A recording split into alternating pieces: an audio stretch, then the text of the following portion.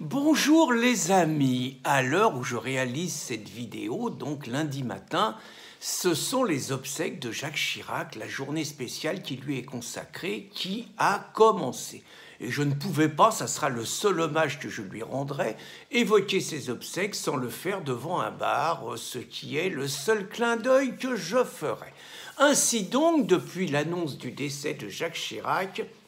depuis 72 heures, on apprend sur tous les médias, on apprend partout, dans tous les journaux, que Jacques Chirac était un homme, un président exceptionnel, un homme d'État hors pair, quelqu'un qui aimait les Français et quelqu'un qui a consacré sa vie à se dévouer au service d'un pays qu'il aimait. Alors en même temps qu'on entend ça, on a entendu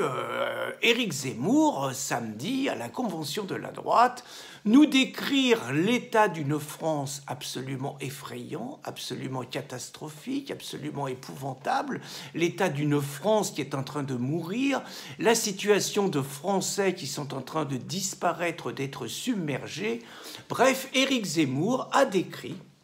avec ces mots qui font naturellement polémique,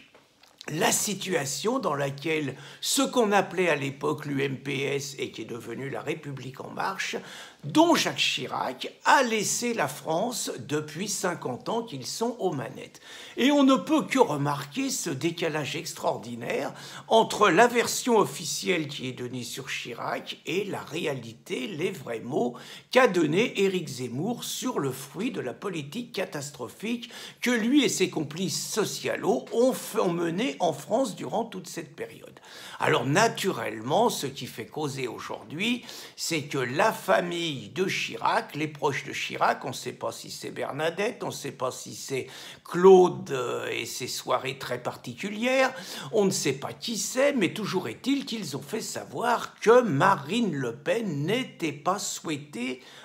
aux cérémonies, et Marine, bonne joueuse, a dit que dans ce cas, alors qu'elle voulait y aller, elle n'irait pas. Alors il est curieux de remarquer qu'il n'y a pas eu un mot contre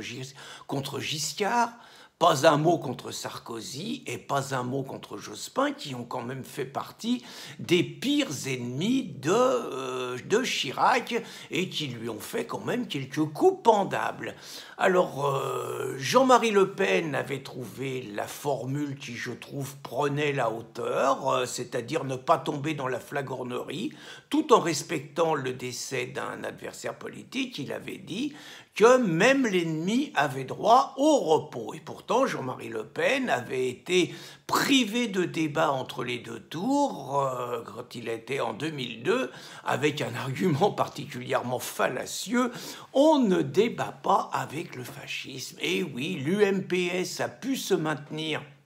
depuis maintenant 30 ans, grâce à la politique dite du cordon sanitaire, c'est-à-dire que la gauche s'autorisait toutes les alliances du parti du radicaux de gauche jusqu'à l'extrême gauche et avec les communistes sans problème, mais la gauche avait décidé que la droite n'avait pas le droit de s'allier avec la droite populaire ou la droite patriotique, autrement dit le RPR n'avait pas le droit de s'allier avec le FN, on avait droit au F comme fasciste et N comme nazi, et ça, c'était toute la politique de Chirac et de l'ensemble du RPR qui ont juste permis à la gauche de rester au pouvoir aussi longtemps. Autrement dit, on a vraiment la droite la plus stupide du monde. Alors, le coup de Marine qui n'est pas souhaitable, ce n'est pas la première fois, la présence n'est pas souhaitée. Lors des assassinats de Charlie Hebdo,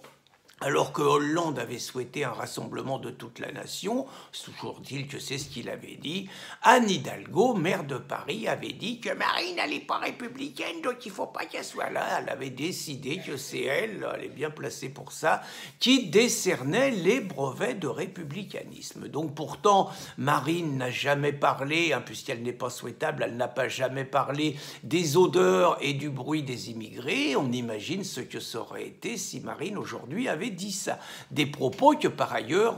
Alain Juppé dit qu'ils étaient vrais, ce qui est curieux, et malgré tout, lui, il sera également admis. Quelle est la conclusion de ce républicanisme à géométrie variable? On peut en conclure ceci, c'est quels que soient les gages donnés,